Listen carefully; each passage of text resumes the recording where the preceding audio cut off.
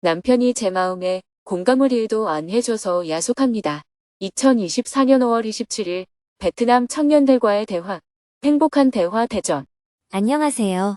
두북 수련원의 아침이 밝았습니다. 오늘은 베트남 다낭에서 온 청년 단체 VTS 활동가들이 일주일 동안의 수련을 마치고 떠나는 날입니다. 스님은 새벽 기도와 명상을 마친 후 오전 10시 30분부터 베트남 청년들과 마지막 대화의 시간을 가졌습니다. 12명의 베트남 청년들이 둥글게 자리한 가운데 스님이 웃으며 대화를 시작했습니다. 오늘은 날씨가 아주 좋습니다. 간밤에 비가 쏟아져서 공기가 매우 시원하고 햇살도 쨍쨍 비치고 참 좋은 날이에요. 여러분의 마음도 이런 날씨처럼 밝고 또 시원하기를 바랍니다.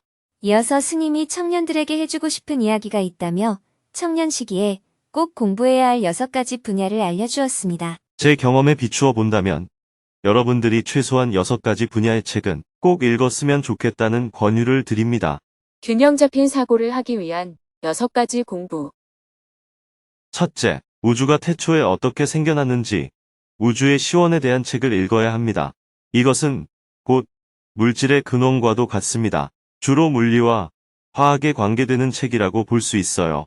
그렇다고 어떤 전문적인 책을 읽으라는 의미가 아니라 그에 대한 기본적인 지식과 상식을 제공하는 한 권의 책을 읽을 필요가 있다는 의미입니다. 둘째, 생명에 관한 책을 읽어야 합니다. 생명이 어떻게 시작되었고 어떻게 변해왔는지 그리고 생명의 본질이 무엇인지를 다루는 책을 읽으면 좋겠습니다. 생명의 근원, 생명의 역사, 그리고 DNA에 대한 이해를 돕는 책을 읽을 필요가 있습니다. 셋째, 인류가 어떻게 출현했는가를 다루는 내용의 책을 읽어야 합니다. 육체적인 인간의 출현과 인간종에 대한 내용이라고 할 수 있습니다. 넷째, 인류 문화사에 대한 책을 읽으면 좋겠습니다. 이것은 인류의 문명이 어떻게 시작되어서 오늘에 이르게 되었는가를 다루는 문명사라고 할 수 있습니다. 인간종만 갖고서 인류가 되지는 않습니다. 정신적으로 인류 문명을 받아들여야 생명으로서의 인간종이 아닌 인류가 될 수 있습니다. 다섯째, 문명사와는 좀 다른 차원에서 역사에 대해 공부해야 합니다. 하나는 세계사를 알아야 하고 다른 하나는 자기 나라의 역사를 알아야 됩니다. 베트남 같으면 베트남 민족의 시원을 공부해야 해요. 베트남 민족은 어느 지역에서 언제쯤 어떻게 시작이 되었고 어떤 과정을 거쳐서 오늘에 이르게 됐는지를 알아야 합니다. 자기 나라의 역사를 잘 모르게 되면 자칫 민족 자체에 대한 열등감에 빠지거나 또는 자기 민족이 우월하다는 민족 우월주의에 빠질 수 있습니다. 둘 다 자기 나라의 역사를 제대로 모를 때 생기는 문제입니다. 여섯째, 인간의 정신이 어떻게 작용하는지에 대해 알아야 됩니다. 내가 승려가 되든 농부가 되든 그 어떤 직업을 갖든 이 6가지에 대한 기본적인 지식이 있어야 편협된 생각을 하지 않게 됩니다. 학교 교육을 통해 배우는 것은 짧은 시간에 많은 것을 배울 수 있다는 장점이 있는 반면에 어떤 것을 종합적으로 보는 눈을 갖기가 어렵습니다. 전공이라고 해서 항상 부분별로 공부를 하기 때문에 사물을 전체적으로 보는 통찰력이나 지혜를 얻는 데에는 크게 도움이 되지 않습니다. 제 인생을 돌아봐도 그렇습니다. 지금까지 살아온 71년을 돌아볼 때 과연 어떤 공부가 내가 살아가는데 큰 도움이 됐을까 하고 살펴보면 첫째, 시골에서 태어나 자란 것이 지금 세상을 통찰하는 데 많은 도움이 되었습니다. 특히 아시아 지역의 많은 나라에서 구호를 하거나 개발 활동을 할 때에도 많은 도움이 되었어요. 책을 보고 배운 것이 아니라 제가 어려서부터 몸으로 직접 경험을 했기 때문입니다. 둘째, 수학이나 과학을 좋아했던 것이 매우 도움이 되었습니다. 우주에 대한 정보를 비롯해서 물리학, 화학, 생물학, 지구과학, 지리학 이런 과목들을 재미있게 공부했던 것이 현재의 기후위기를 이해하거나 다른 많은 분야의 문제를 이해하는 데 큰 도움이 되었어요. 셋째, 세계사와 한국사 등 역사를 좋아하고 공부한 것이 또한 크게 도움이 되었습니다. 넷째, 불교에 입문해서 정신세계에 대해 공부한 것이 크게 도움이 됩니다. 다섯째, 사회학을 공부한 것이 우리가 사는 사회를 구조적으로 이해하는 데 도움이 되었습니다. 저는 이런 공부가 각자의 직업이 무엇이냐와 관계없이 세상을 균형 있게 종합적으로 이해하는 데에 있어서 누구에게나 필요하다고 생각합니다. 이런 바탕 위에서 각자 하나의 전공 분야를 갖게 되면 좋지 않겠나 생각해요. 여기까지 이야기를 한 후 베트남 청년들이 스님에게 궁금한 점을 질문했습니다. 다양한 질문들이 있었습니다. 생각을 너무 많이 하는 습관이 있는데 어떻게 하면 고칠 수 있을까요? 청소년은 어떤 기술을 배우고 무엇을 학습을 해야 하나요? 같이 있으면 불편한 사람과 어떻게 일을 해야 할까요? 한국의 농촌에 점점 사람이 살지 않는다고 했는데 청년들이 농촌에서 살도록 하기 위해 정토에는 어떤 대책을 갖고 있나요? 어제 스님이 한반도의 평화를 위해 워싱턴 DC를 방문하고 온 영상을 보았는데 남한이 선진국이 된 것이 북한과의 관계 개선에 장애가 되고 있나요? 긍정적인 영향을 주고 있나요? 2시간 동안 대화를 나눈 후 마지막 질문은 VCIL의 리더인 TN님이 했습니다. 한국과 베트남의 청년들은 어떻게 연대하고 협력하면 좋을까요? 이틀 전에 베트남 청년들과 정토의 청년들이 함께 흥미로운 대화를 나누었습니다. 베트남과 한국은 매우 유사한 역사를 가지고 있어서 역사적으로 매우 비슷한 경험을 공유하고 있습니다. 경제적으로 한국은 베트남의 가장 큰 투자국 중 하나로 삼성이 베트남 GDP의 20%를 차지하고 있습니다. 사회적으로는 한국에 30만 명의 베트남 사람이 살고 있고 베트남에는 15만 명의 한국 사람이 살고 있습니다. 한국 사람이 베트남을 가면 가게를 열어서 사장님을 하거나 기업을 운영하고 조직을 관리하는 대표를 하는데 베트남 사람이 한국을 오면 일용직 노동자를 하게 됩니다. 한국에서 일어났던 일이 베트남에도 일어나고 있습니다. 많은 한국 남성들이 베트남 여성들과 결혼을 합니다. 한국은 노동인구가 부족하니까 베트남 사람들이 한국에 와서 부족한 노동력을 채우고 있습니다. 베트남과 한국은 역사적으로, 사회적으로, 경제적으로 굉장히 유기적으로 연결되어 있고 만약에 한국에서 전쟁이 일어난다면 베트남도 영향을 받게 될 것입니다. 이러한 상황 속에서 한국과 베트남의 관계를 어떻게 정립해야 할까요? 그 과정에서 청년들은 두 나라 사이의 좋은 관계를 유지하기 위해 어떤 역할을 해야 할까요?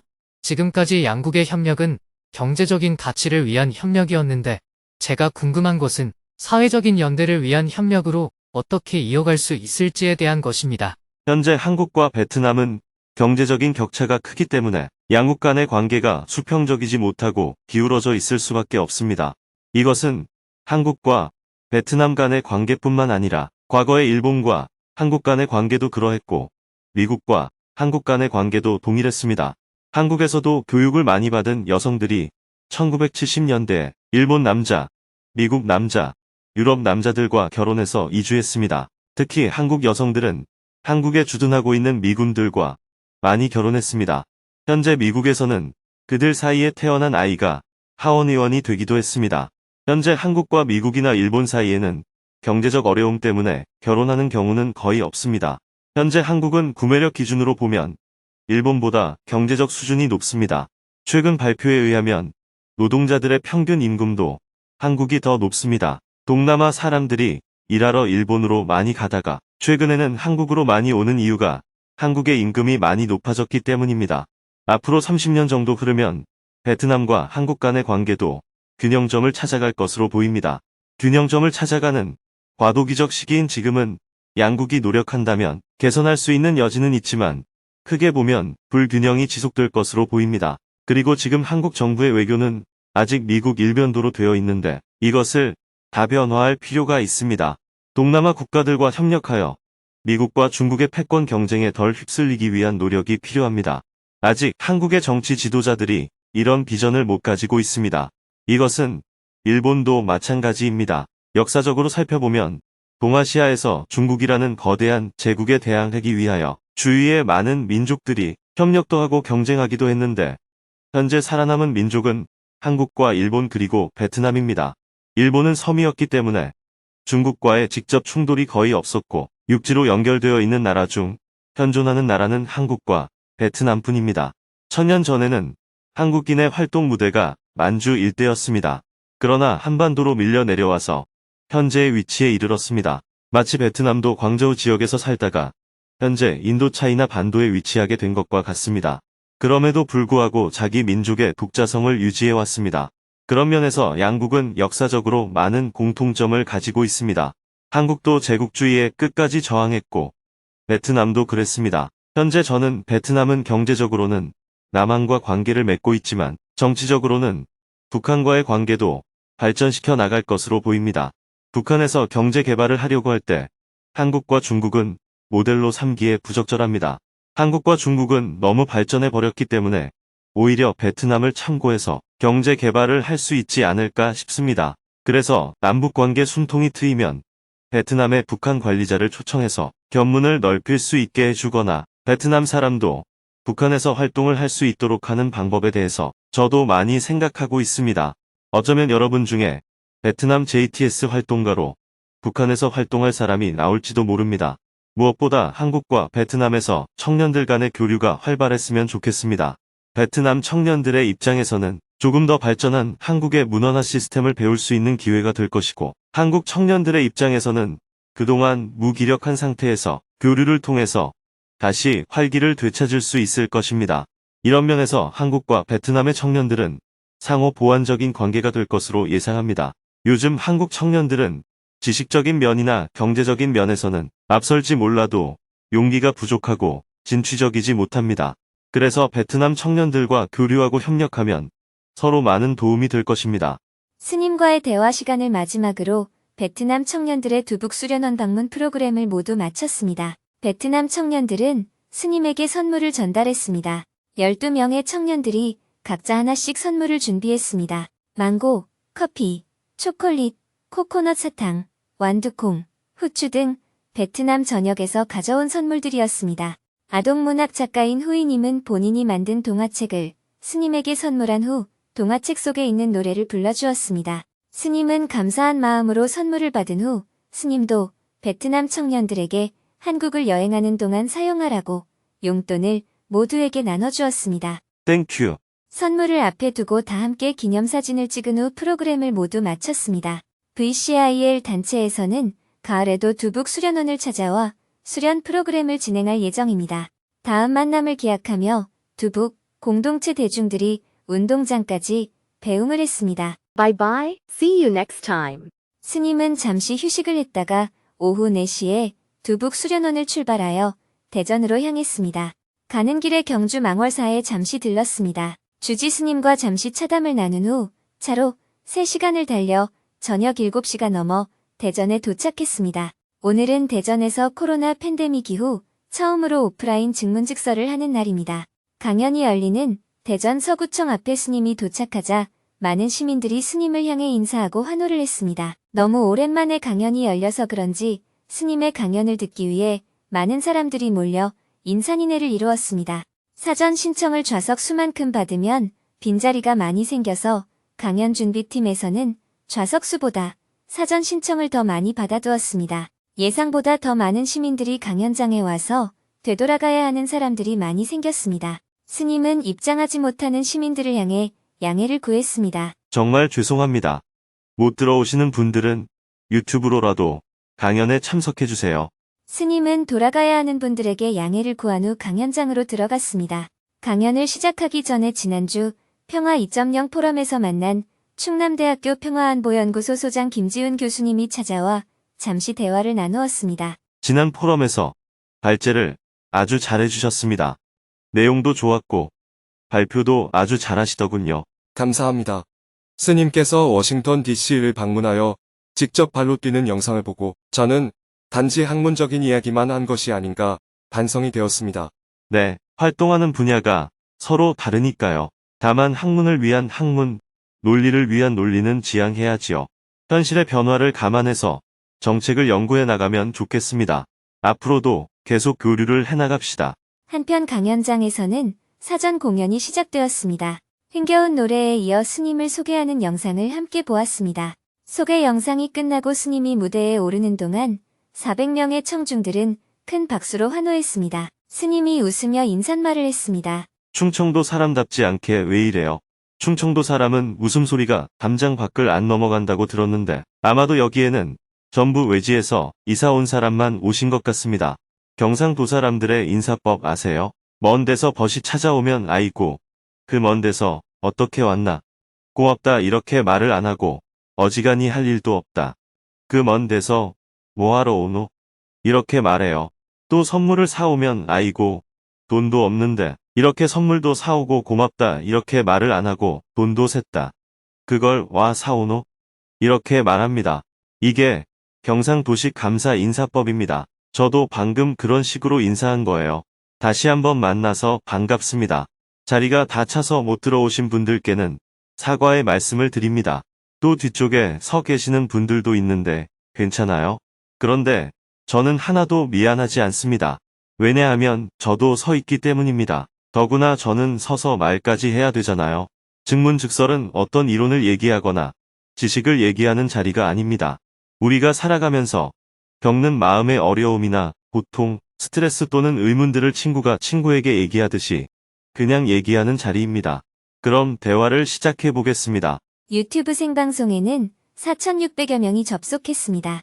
먼저 사전에 질문을 신청한 분들이 스님에게 질문을 했습니다. 오늘은 8명이 스님과 대화를 나누었습니다. 다양한 연령대의 가지각색의 사연이 담긴 질문이 있었습니다. 그중 한 명은 남편이 자신의 마음에 공감을 전혀 해주지 않아서 야속하다며 어떻게 관계를 풀어야 할지 조언을 구했습니다. 남편이 제 마음에 공감을 1도 안 해줘서 야속합니다. 제가 노력을 한다고 하는 일들이 남편과 아이들에게 오히려 도움이 되지 않는다는 생각에 사로잡혀 마음이 괴롭습니다. 남편과 아이들은 복에 겨워 제 사랑을 집착이라고 표현하기도 하고 사춘기에 큰 딸아이는 저에게 상처 주는 말들을 거침없이 쏟아내어 내가 무엇을 잘못했지? 하는 자괴감에 빠져 2년째 행복하지 않게 지내고 있습니다. 저는 직장맘으로 집과 회사만을 반복해 오가며 가족만을 생각하고 자식들을 위해 살고 있는데 어디서부터 무엇이 잘못되었는지 모르겠습니다. 남편은 정말 인성이 좋고 남에게 싫은 말은 조금도 듣지 않는 착한 사람이며 근면하고 성실하여 남들은 물론이고 우리 부모님조차도 남편을 칭찬합니다. 저도 남편의 그런 인품에 반하여 적어도 맘고생은 하지 않겠다고 생각하여 늦은 나이에 결혼을 하였습니다. 남편은 아이들에게도 둘도 없는 아빠이며 사랑을 끊임없이 주는 괜찮은 사람입니다. 그러나 제게는 고통을 주는 사람입니다. 남편은 제 마음에 공감해 준 적이 1도 없습니다. 남편은 제가 직장 동료와 싸웠다고 하면 왜 남들과 싸워? 하며 저를 지적하고 다른 사람을 두둔하기 바쁩니다.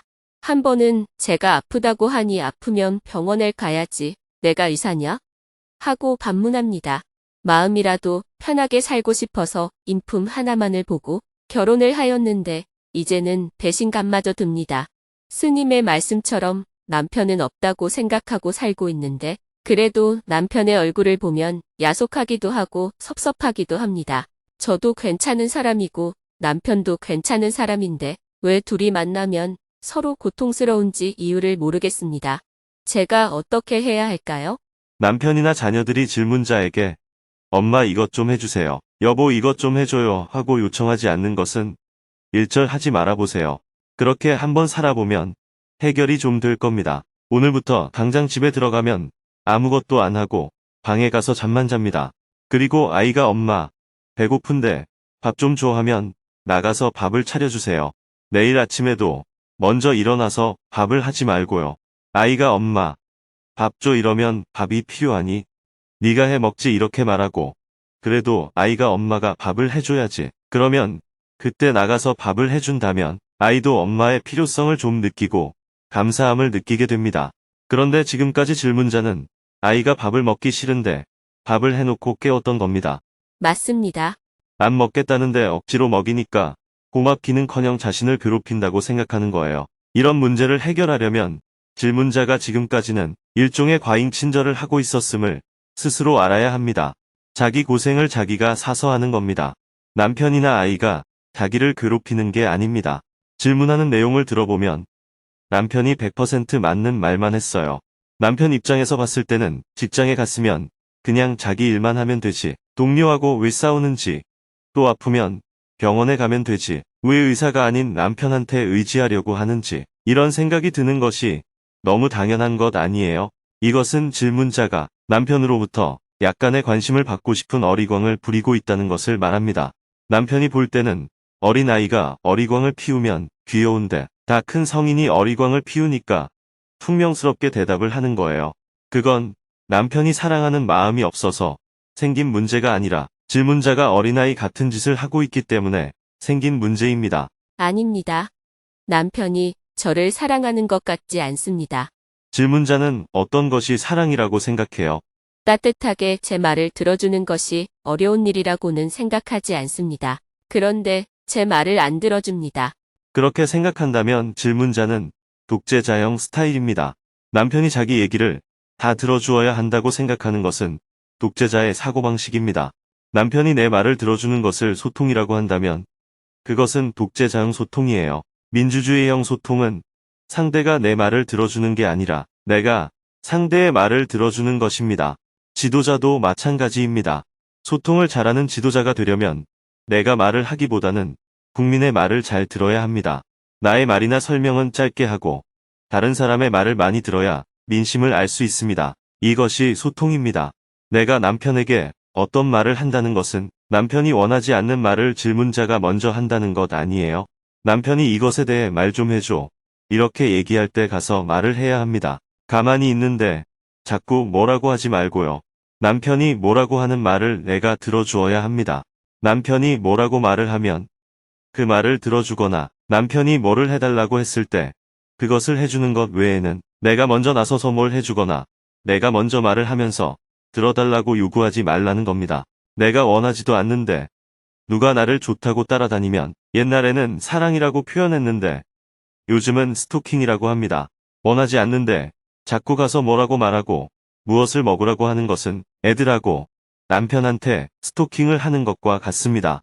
옛날에는 할머니 집에 갔을 때 밥과 반찬을 많이 떠주면서 많이 먹어라 하면 그것을 할머니의 사랑이라고 표현했는데 요즘 젊은이들은 그것을 사랑이라고 느끼지 않습니다. 귀찮다고 생각해서 안 가려고 합니다. 시대가 바뀐 거예요. 갓난아기가 태어나서 1살, 2살, 3살이 될 때는 누군가의 도움이 많이 필요합니다. 예를 들어 갓난아기 때는 100%의 도움이 필요하고 1살 때는 99%의 도움이 필요하고 2살 때는 95%의 도움이 필요하고 3살 때는 90%의 도움이 필요합니다. 밥도 먹여주고 똥오줌도 갈아주고 무엇이든 다 해줘야 해요. 이때는 따뜻한 게 사랑이에요. 어머니의 따뜻한 보살핌을 사랑이라고 표현합니다. 그 다음에는 갈수록 도움을 받아야 하는 비율이 적어져요. 사춘기가 되면 대부분의 아이들은 이제 어른이 되려고 합니다. 무엇이든 자기가 하려고 해요. 그래서 엄마가 어디를 같이 가자고 하면 귀찮아합니다. 하지만 엄마는 어릴 때부터 계속 돌봤기 때문에 그게 습관이 되어서 애한테 뭐든지 해주려고 합니다. 하지만 애는 엄마하고 함께 하는 것을 싫어하기 시작합니다. 그러면 엄마는 애가 말을 안 듣는다고 생각해요. 여러분들이 스님, 우리 아이는 사춘기가 일찍 왔어요. 하거나 우리 아이는 사춘기가 늦네요 라고 말할 때 그렇게 진단하는 기준이 뭔지 제가 가만히 들어보면 내 말을 안 들으면 사춘기라고 합니다. 초등학교 때부터 엄마 말을 안 들으면 사춘기가 일찍 왔다고 해요. 그런데 아이가 엄마 말을 안 듣는 것이 꼭 나쁜 것만은 아닙니다. 엄마와 아빠의 말을 그대로 잘 듣는 것은 어린아이 때는 착하다는 소리를 들을 수 있는데 사춘기가 됐는데도 엄마와 아빠의 말에 순종하기만 하면 그 아이는 자립심이 없어져서 마마보이가 돼요. 이렇게 크면 스스로 아무것도 할 줄 아는 것이 없어져서 방에서 나오지 않는 사람이 되기가 쉽습니다. 사춘기가 되면 아이들은 엄마와 아빠의 말을 안 듣고 반론도 제기합니다. 이런 모습을 보면 우리 아이가 어른이 되어 가는구나. 우리 아이가 정상적으로 잘 크고 있구나. 이렇게 생각해야 합니다. 아이들이 자기 스스로 자꾸 무엇을 하려고 하는 것은 좋은 현상이에요. 그것을 인정해 줘야 합니다. 사춘기 때의 부모의 사랑은 지켜봐 주는 거예요. 도움을 요청하면 도와주지만 도움을 요청하기 전에는 가능하면 자기가 하도록 해야 합니다. 자기 방을 치우는 것도 엄마가 일체 손을 안 대어야 해요. 방 좀 치워라 이렇게 얘기는 하지만 안 치운다고 야단도 치지 말고 자기 스스로 3일 있다 치우든 5일 있다 치우든 알아서 하게 두어야 합니다. 엄마, 제 방 좀 치워주세요. 제가 바빠서요 하고 부탁하면 그렇게 하지만 그전에는 절대로 해주면 안 됩니다. 이렇게 한 발 떨어져 주는 것이 이 시기에 부모가 해줄 수 있는 사랑입니다. 아이한테 뭘 계속해주는 것이 사랑이 아니에요. 그것은 집착이고 습관입니다. 20살이 넘으면 자립해야 합니다. 사회적으로는 성인과 성인으로서 맺는 사회적 계약 관계로 바뀝니다. 이제 더 이상 어린애가 아니고 성인으로서 대우해야 해요. 비유를 들어서 설명해 보겠습니다. 겨울에는 아이의 방에 장작 10개를 피워주어야 따뜻하다고 합시다. 그런데 봄이 되어도 계속 10개의 장작을 떼면 안 돼요. 그러면 애가 더워 죽는다고 그래요. 5개로 줄여야 합니다. 여름이 되면 어떻게 해야 할까요? 불을 안 떼야 합니다. 그런데 많은 사람들이 어릴 때 아이를 잘 돌보지 못하다가 사춘기를 넘어가며 아이들에게 문제가 생기면 그때서야 뉘우칩니다. 스님의 엄마 수업 책을 읽고 나서 애는 엄마가 키워야 된다고 하면서 직장을 그만두고 난리를 치는데 이것은 마치 겨울에 10개의 장작이 필요하다고 해서 여름에도 10개를 다 떼는 것과 같습니다. 모든 것은 시간과 공간에 따라 달라지는 거예요. 어제와 오늘의 상황이 조금씩 달라지는 것처럼 아이도 똑같은 아이가 아니고 매일매일 다른 아이라는 것입니다. 남편도 연애할 때 남자와 결혼하고 난 후에 남자가 같다고 생각하면 안 돼요. 좋아한다면서 결혼하자고 따라다닐 때 남자와 결혼하고 난 후에 남자는 다른 남자예요. 그런데 같은 남자라고 생각하기 때문에 갈등이 생기는 겁니다. 여자가 좋아서 따라는 다니는데 여자가 계속 거부하면 남자가 스트레스를 받겠죠. 그럼 오기가 생겨서 결혼하기만 해봐라 하면서 결혼한 다음 날부터 팽 돌아섭니다. 그런데 여자는 내가 그렇게 나를 좋아하니까 결혼해 준 것이니까 얼마나 잘하는지 한번 보자 이렇게 생각합니다. 그런데 잘하긴 뭘 잘해요. 그 반대로 행동합니다. 그러니 항상 사람이든 사물이든 모든 것은 조금씩 변한다는 사실을 알아야 해요. 어느 시점에는 급격하게 변할 때도 있고 어느 시점에는 거의 안 변한 것처럼 느껴질 수도 있을 뿐이에요. 그러나 계속 변하고 있습니다. 우리가 얼음을 녹여봐도 알잖아요. 마이너스 20도 되는 얼음을 녹이면 0도가 될 때까지 얼음이 그대로 있습니다. 불을 계속 떼도 얼음은 그대로 있다가 어느 순간에 녹기 시작하죠. 이렇게 상태는 변화합니다. 변화는 하는데 변화가 일정하게 일어나는 게 아니고 어느 순간에 급격한 변화가 올 때도 있고 전혀 변하지 않는 것처럼 느껴질 때도 있어요. 변화는 일어나는데 드러나는 현상은 그렇게 보이는 겁니다. 지금 기후위기도 마찬가지예요. 기온이 좀 상승했다고 갑자기 기후변화가 일어나는 건 아니에요. 그러나 일정한 온도 이상 오르면 해수면의 온도가 달라지고 해수면의 온도가 달라지면 증발량이 달라지고 해류의 움직임이 달라집니다. 그러면 폭우가 쏟아지거나 폭설이 내리게 되고 또 북극에 있는 제트 기류의 반격이 무너져서 냉기가 남쪽으로 내려오게 되면 평균 온도는 높아지는데 겨울은 더 추운 현상이 생깁니다. 반대로 한쪽에는 가뭄이 일어나고 한쪽에는 폭우가 일어납니다. 여기에서 조금 더 가면 기후변화가 더욱 심해지겠죠. 그러나 우리는 일정한 수준까지는 아무런 문제가 없으니까 좋은 것이라고 생각하잖아요. 프레온 가스가 처음 개발되었을 때 사람들이 얼마나 좋아했어요. 무색, 무취, 무해라고 해서 기적의 가스라고 불렀습니다. 그런데 아무 문제가 없다가 그 양이 50년 넘게 축적되니까 오존층에 구멍이 뚫려버려서 어마어마하게 큰일이 생겼잖아요. 그래서 결국 사용을 금지하게 되었습니다. 그런 것처럼 사람도 변한다는 거예요. 남편은 처음 연애할 때 그 남자가 아닙니다. 같이 살다 보면 자꾸 바뀌게 됩니다. 가만히 놔둬도 바뀌고 옆에 있는 사람과 주고받으면서 바뀌는 거예요. 그런데 질문자의 문제는 뭐든지 자기 식대로 하려고 하는 것입니다. 내가 말하면 너는 그걸 다 들어줘야 하고 내가 먹으라 하면 너는 먹어야 하고 내가 입으라 하면 너는 입어야 하고 완전히 독재형이에요. 아무리 열심히 해도 독재를 하면 다 싫어합니다. 질문자는 독선적인 성격을 갖고 있어요. 정신을 차리셔야 해요. 네, 알겠습니다. 조금 더 있으면 남편도 떠나고 아이들도 떠나버려요. 그러면 자기 혼자 외롭게 남게 되는 겁니다. 그때 가서 땅을 치고 후회해봐야 소용없어요. 그런데 질문자가 딱 침묵을 지키고 가만히 있으면 어떻게 될까요? 엄마 밥 해줘 해서 밥 해주고 남편이 뭐라고 해서 들어주고 이러면 자기들에게 엄마는 필요한 존재로 인식이 됩니다. 필요한 존재라고 느끼면 감사하게 되죠.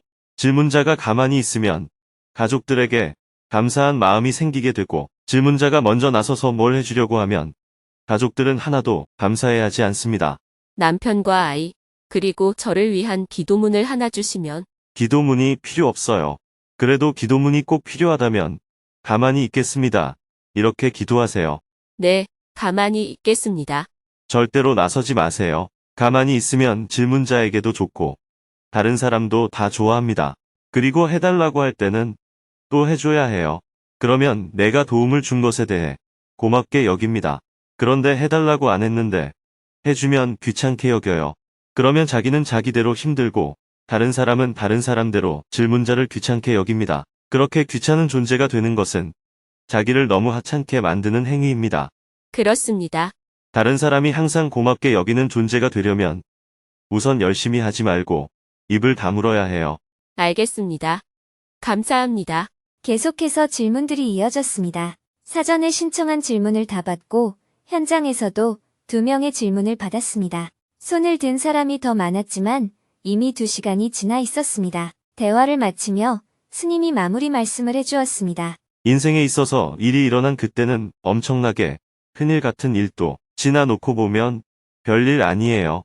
고등학교를 다닐 때는 대학 시험에 떨어져서 재수한 게 큰일이었지만 30년 뒤에 돌아보면 그렇게 큰일이 아니에요. 고등학교 때 연애하다가 헤어졌을 때는 서로 안 보면 죽을 것 같았지만 다른 남자와 여자를 만나 한 30년 살고 난 뒤에 다시 돌아보면 아련한 기억은 있지만 별로 큰일은 아니에요. 이렇게 지나놓고 보면 다 큰일이 아닙니다. 지금 이 짧은 순간에 나에게 빠져 있기 때문에 그게 큰일이 되는 겁니다. 그래서 항상 자기 문제를 남 보듯이 할 수 있어야 합니다. 그리고 지금에 빠지지 말고 이 일도 지나놓고 보면 별일 아니다 하고 살펴야 사실에 더 근접할 수 있습니다. 우리는 인생을 살아가면서 수없는 일을 겪게 됩니다. 지나놓고 보면 다 별일 아니에요. 설악산 꼭대기까지 올라가기 위해서는 개울도 건너고 가파른 데도 올라가고 산 능선도 타고 여러 과정을 거쳐야 합니다. 그러나 정상에 올라가서 내려다보면 가파르게 올라왔든 완만하게 올라왔든 그건 하등 중요하지 않고 올라왔다는 게 중요하죠. 그것처럼 우리가 인생을 살아가면서 겪는 수많은 일들은 별로 중요하지 않습니다. 제일 중요한 것은 지금 내가 안 죽고 살아있다는 거예요. 내가 지금 오늘 여기 살아있다는 건 무엇을 말할까요? 설악산 정상에 올라와 있다는 것을 말합니다. 옛날을 되돌아보니까 호어머니 밑에서 아버지 없이 살았든 가난하게 살았든 그건 다 한여름 밤의 꿈에 불과한 거예요. 이혼을 2번 했든 3번 했든 그것도 별로 안 중요해요. 이혼을 3번이나 한 사람은 항상 스님한테 자랑스럽게 말해야 합니다. 스님은 결혼 1번도 못했죠? 나는 3번이나 해봤어요. 이렇게요. 왜 돈은 많으면 좋다고 자랑하면서 이런 건 자랑을 안 해요.